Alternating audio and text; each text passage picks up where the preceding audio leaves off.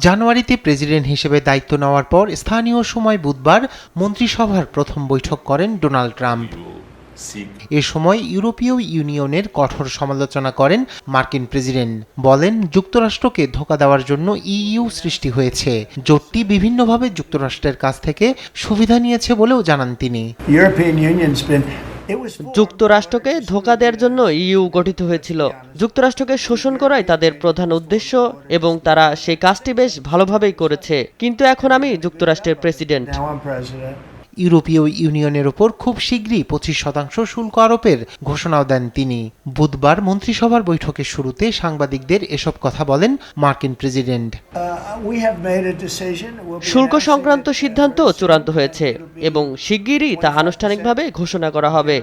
সাধারণভাবে শুল্কের হার 25% হবে। এটি গাড়ি এবং অন্যান্য সবকিছুর ক্ষেত্রেই প্রযোজ্য হবে।